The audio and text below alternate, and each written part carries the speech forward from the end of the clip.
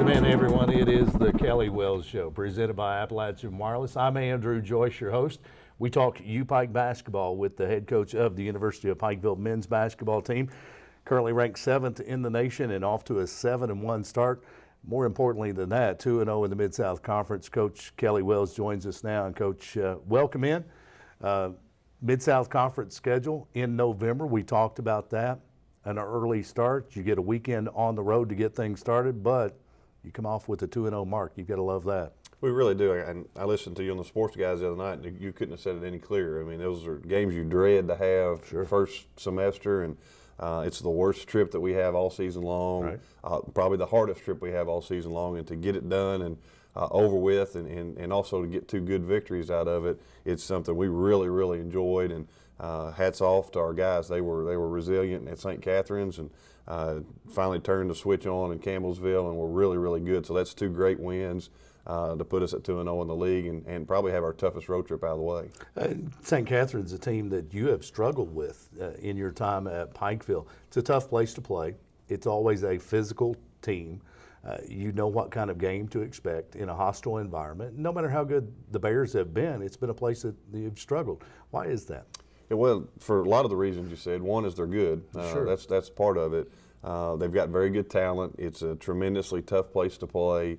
They do all they can with their facilities. Just not a very nice place to play. And for some reason, our guys have just not responded well, and we really, frankly, didn't respond extremely well till down the stretch. And we overcame a lot to get it in overtime. And once we got it to overtime, we really overcame a lot of hurdles in overtime. But I think it showed a lot of character and heart from our guys, and I think this group may have something that some other groups may not have had, and that's just that little extra toughness and being able to finish on the road. Toughness, togetherness.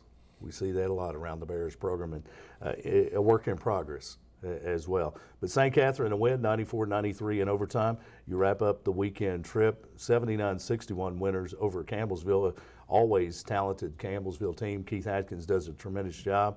And Campbellsville also a tough place to play on the road. But those 2 out of the way, and coming off that 2-0 rather than 0-2 and looking down the road saying, well, we have to get them when they come to our place.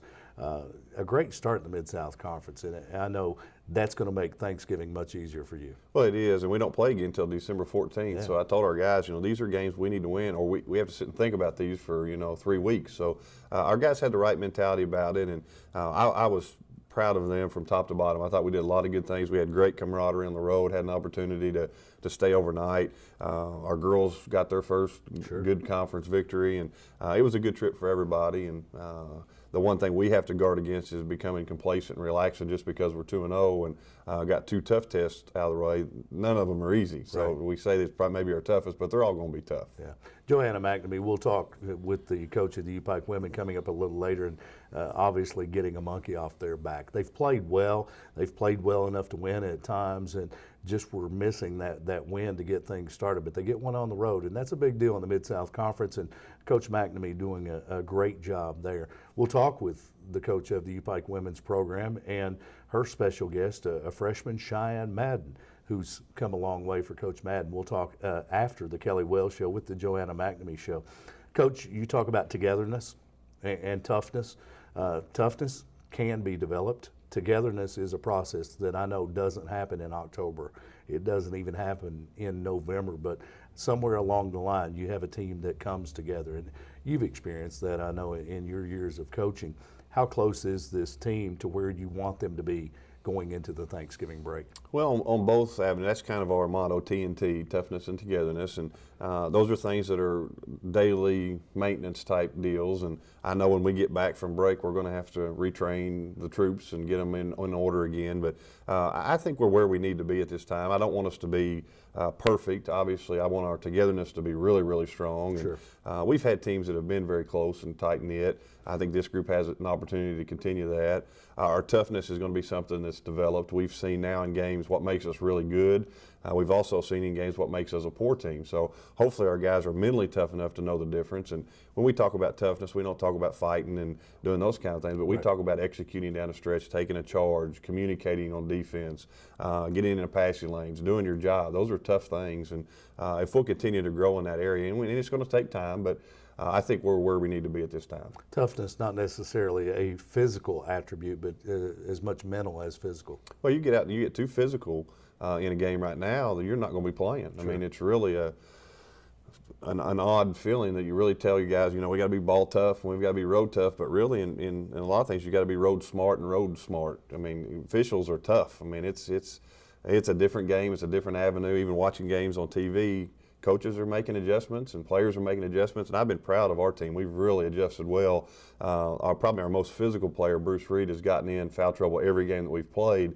But it's hard to say, take away the main attribute that makes you a great player, right, and tone that down. I don't want him to tone it down. Sure. I want him to play aggressive. I want him to be our enforcer, and he's done that, and he's had to sit some minutes. But also, you'll see on some of these highlights, he's at times been off the charts great too. Right. The change in officiating, calling the game much closer. Hand checks not allowed. Just not allowed. We've seen hands rested on the back of a player and it's called a foul.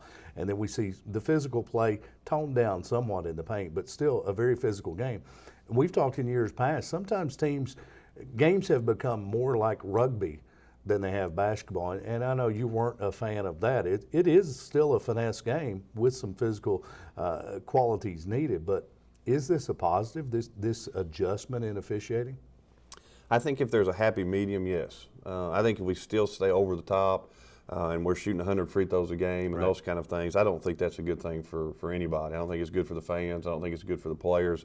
The players and coaches will adjust to however it's called. Sure. It may take some time, but the players are smart enough to understand that I want to play, and they're not going to do the things that keep them on the bench. And our guys have adjusted well. It's just sometimes during games that I get frustrated that they'll switch it back. They'll switch it back to the old style, and that's just not fair to the players. You either got to stick with one way or the other, and we've got good officials, but sometimes they're learning too. It's a new process for them, and some of the guys call high school games, on Fridays, and then they turn around on Saturday and call a college game, and it's hard to flip flop and adjust those. But our guys, for the most part, have done a great job adapting, probably better than their coach. 8 games in now, and you've seen officials. They've been at this now for about a month. They've had a chance to adjust their style somewhat, while it will be a work in progress all year long. Have you seen officials start to tone back just a little bit and find that happy medium? Not so far. I mean, they're sticking to the letter of the law early, and I guess it's a lot like disciplining your children. You start off as hard as you can start off, and you can always back off some. You can never tighten it back up, and I think that's kind of the approach everyone's making right now. And it's okay. As long as we stay there, I think our guys will adapt to it. It's frustrating because on the defensive side of things, you want an opportunity to be able to guard and defend, but realistically, you're really at a disadvantage in that regard, and especially it scares you to death down the stretch when you have to get a stop or you have to play good defense to get back in the game. It's scary that, you can do that, but you've got to be very careful with how you approach it. And that's why we've kind of, last 2 games have come out of our press early and kind of let the game develop a little bit before we get into our pressure defense. And it's cost us a little bit early in games. You've noticed we've been close or behind both halves and then turn it on the second half. So that's just an adjustment we've tried to make that's worked for us. Players that give more attention to their defensive intensity seem to succeed in this style of officiating. If you'll stay in a stance and you'll move your feet, you get rewarded for it. Right. If you're a handsy player that uses your quickness and your hands a lot, you're gonna be at a disadvantage. You're gonna get fouls on you, and those guys have had to adjust. And guys like Josh Whitaker and Elijah, that you'll get to talk to here in a little bit, who are extremely quick, have really adapted using their feet and using their bodies. We've changed our total defensive philosophy. Instead of denying, we've got more in the gaps and trying to help and support. I think you'll see a change in recruiting a lot along every avenue. The shooter will be back into play because now your hands off, and you can get some guards that can drive and penetrate, then shooters are going to be open, and you've got to have people that can shoot it. We're just lucky that we've got both avenues, guys who can drive it and shoot it. Right. But there's now a place for that shooter back in the game, and there's also a place for that good hard-nosed driver as well, because you're going to get the free throw line, but you've got to make your free throws. Absolutely. Coach Kelly Wells, head coach of the University of Pikeville men's basketball program, 7-1, 2-0 in the Mid-South Conference, ranked 7th in the country. We talked about a couple of wins on the road in the Mid-South Conference over St. Catherine and Campbellsville University. We'll take a quick break. When we come back, we'll take a look at the highlights from those wins and still to come. One of the fan favorites at the University of Pikeville, Elisha Justice, our guest in the Bears Den tonight. It's the Kelly Wells Show, presented by Appalachian Wireless.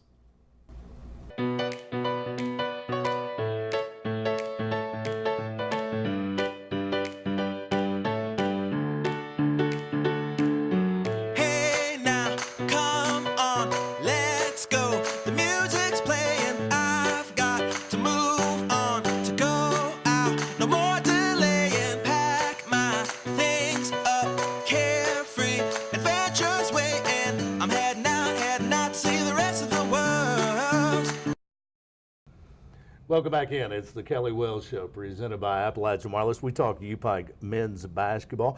Coming up following the Kelly Wells Show, we'll talk U-Pike women's basketball with head women's coach Joanna McNamee. They picked up their first win in the conference last week on the road at St. Catherine.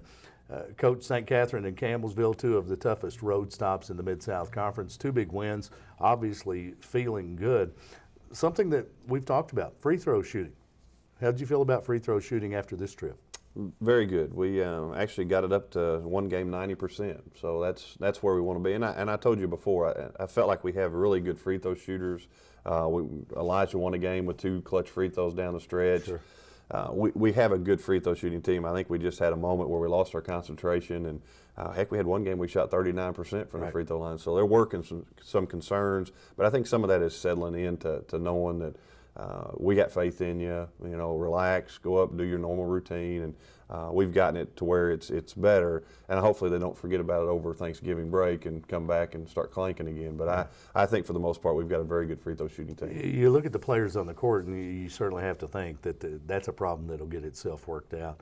It becomes a mental issue. 100%. You know, now there are guys that have bad mechanics. We don't have any of those guys. Our guys all have good mechanics, and it's just a matter of them stepping up and being faithful to practice, being faithful to getting the repetitions in. But they've got potential to be a very good free throw shooting team.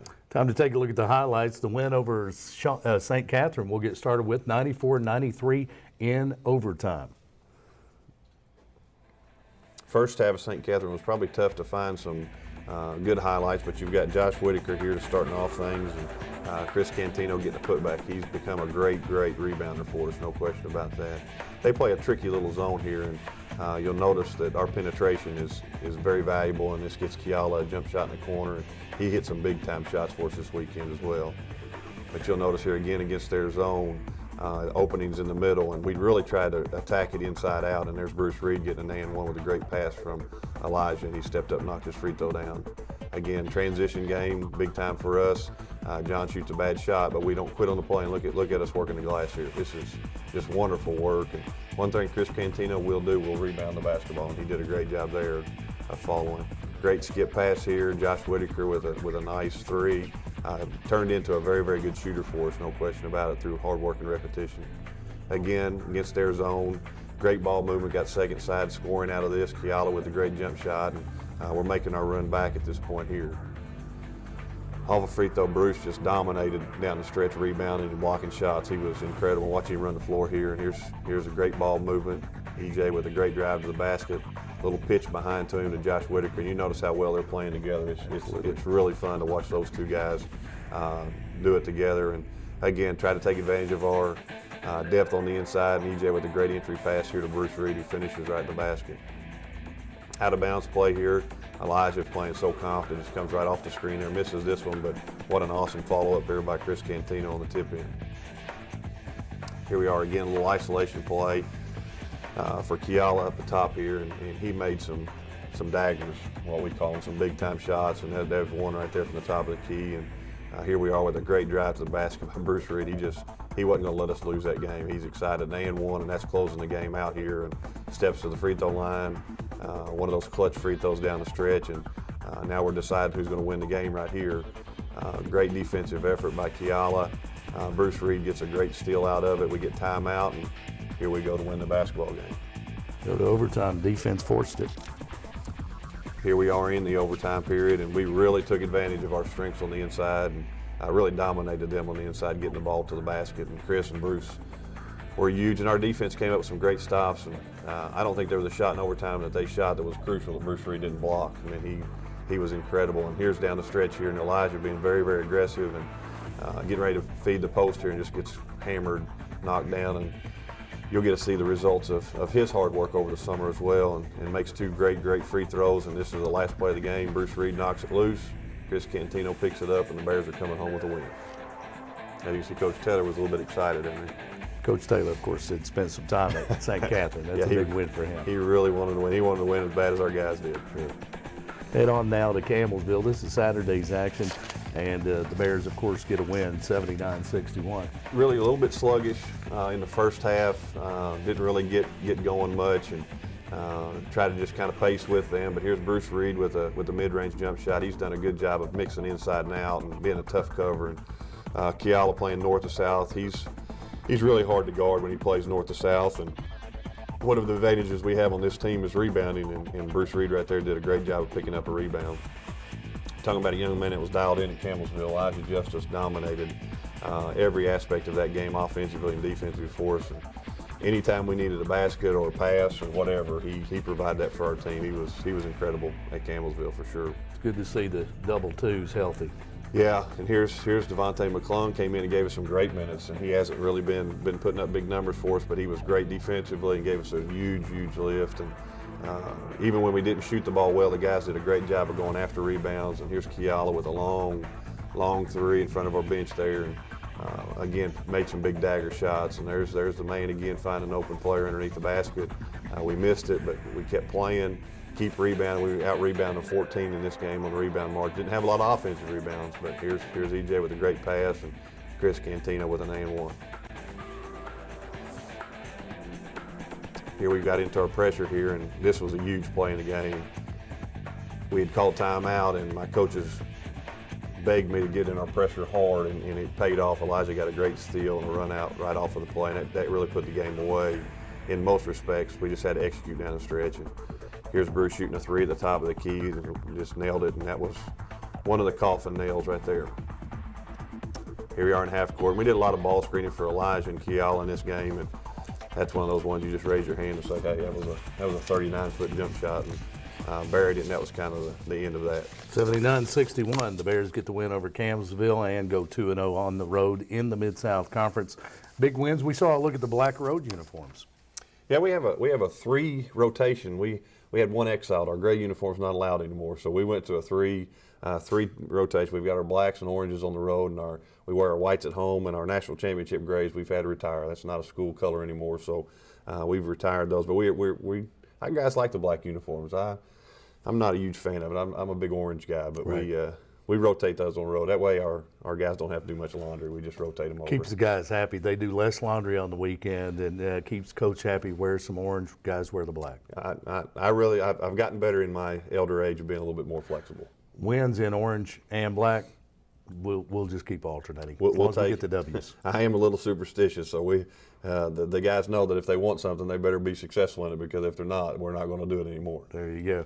Coach Kelly Wells, maybe they'll wear purple somewhere down the road. Not going to happen. Coach Kelly Wells, it is the Kelly Wells Show presented by Appalachian Wireless. We'll talk with the coach again. Coming up next, we'll step into the Bears Den and meet senior point guard Elisha Justice, former Kentucky Mr. Basketball, state champion at Shelby Valley. He's coming up next on the Kelly Wells Show. It's presented by Appalachian Wireless.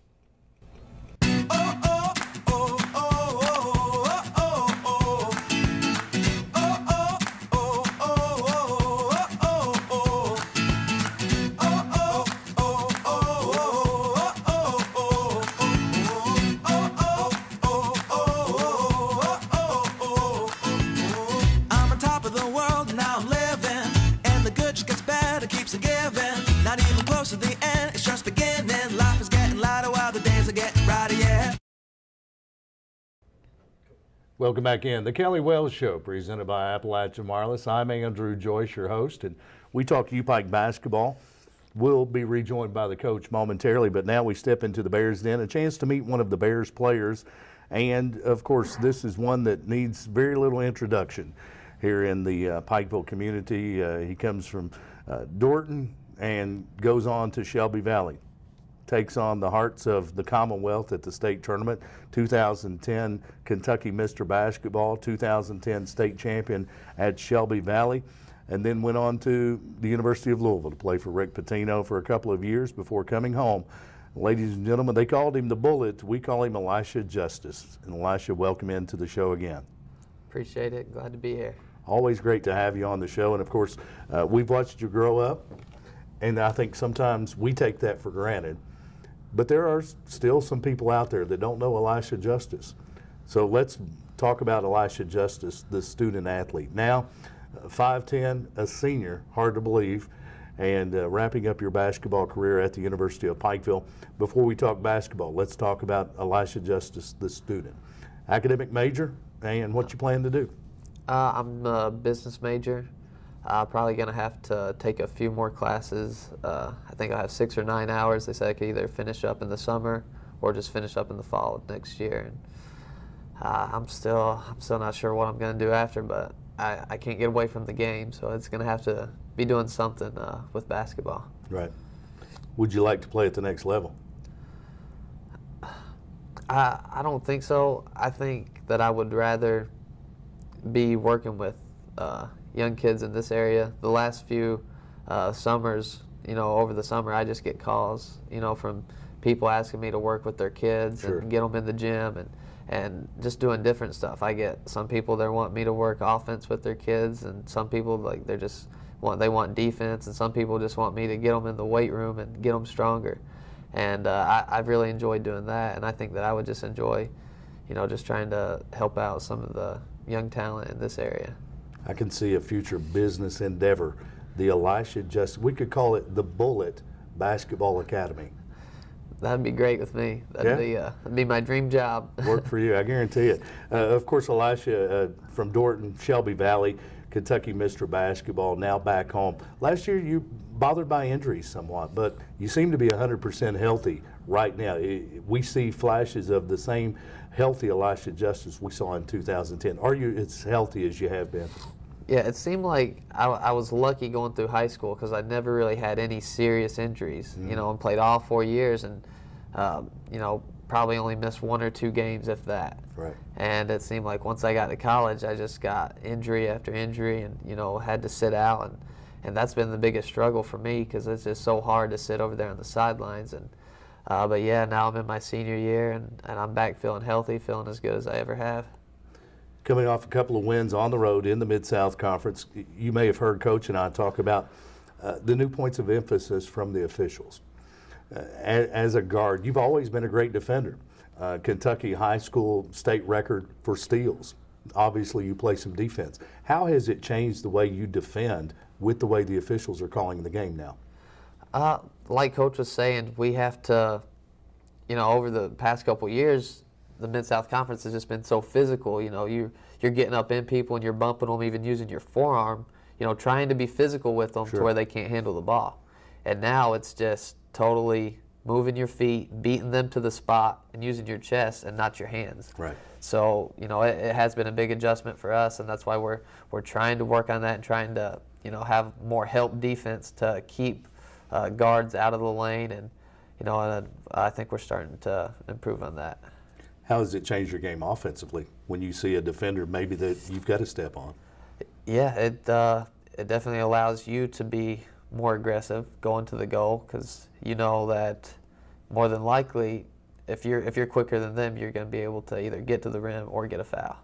Seeing you be more aggressive this year, not sure if it's because of your health or confidence, or Coach said, we need you to take more shots. But we've seen you be more aggressive offensively, much like you were in high school. Last year, it was more of a pass first, shoot is a last thought on my mind. But we've seen you be more aggressive offensively this year. What's been the cause? I think it does have to do a lot with me being more healthy now. Coming in last year, sitting out pretty much the first part of the season with my injury. And so the guys, they already were comfortable with each other out there playing and everything. And I didn't feel like it was just my role to come in, midway through the season and Sure. then start taking anyone's spot or anything like that. And so I guess I was more of just a role player and trying to knock down my open shots and trying to create for other guys. And now I'm back feeling healthy and just trying to be aggressive, score when I can or just get my teammates open shots. Obviously, you and Josh Whitaker have played together before you've been together, but a lot of newcomers to the U-Pike basketball program this year. You're 8 games in. How's the togetherness part of the TNT starting to gel from the locker room from a player's perspective? I think it's really starting to come together. I feel like we did struggle in the beginning, especially like going on the road at Life and everything, and we just seemed like everybody wasn't on the same page. Everyone had a different goal in mind, and I felt like this road trip that we had to St. Catherine and Campbellsville, I felt like the team really came together, you know, because we had to fight through adversity, and when we got ourselves in losing by 16, 17 points late at St. Catherine, you know, all of us out there on the floor, we just came together and we all had one goal in mind, and that was just to get the win. It was nobody was worried about who's scoring the baskets or who's getting the credit or anything like that. And we just came together and we fought back defensively and just playing together. We had to play tough, playing against a physical team like St. Catherine in that type of environment. And so I feel like we're really starting to come together.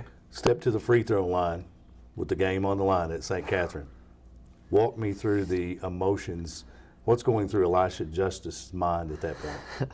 Well, everyone's always telling me not to think about the past, but when it just seems like so many times in my life, like I've been in that situation. Sure. At the end of the game, it seems like every year, college and high school, and I was always in the position to where I had to hit clutch free throws. Right. And it seemed like time after time I missed them.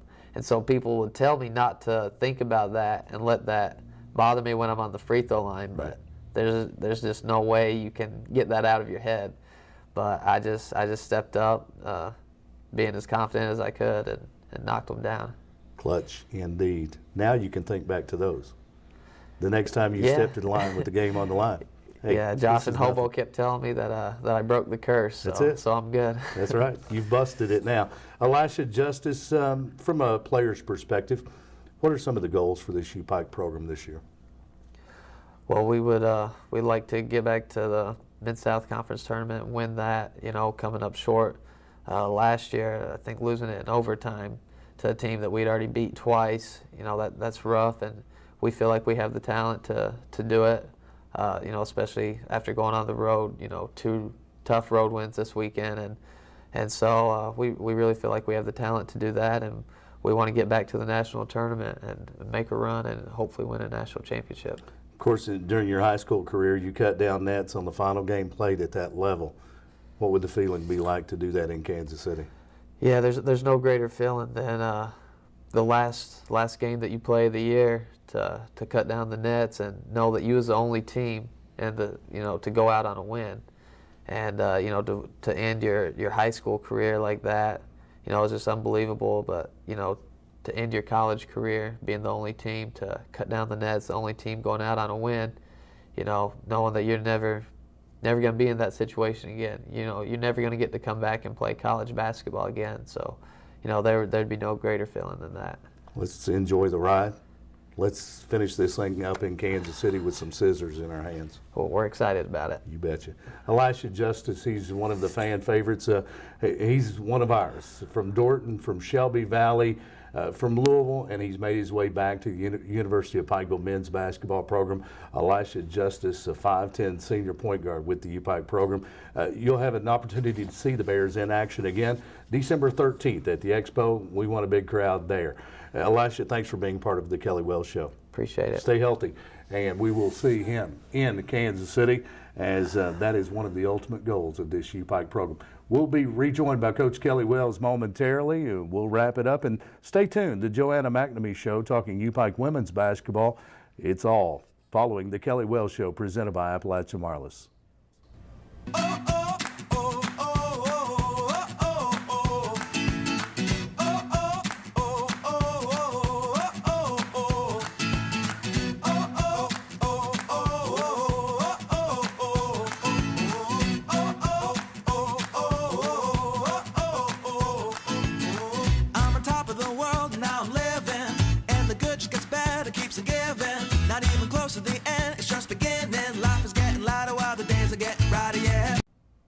Welcome back in. The Kelly Wells Show, presented by Appalachian Wireless.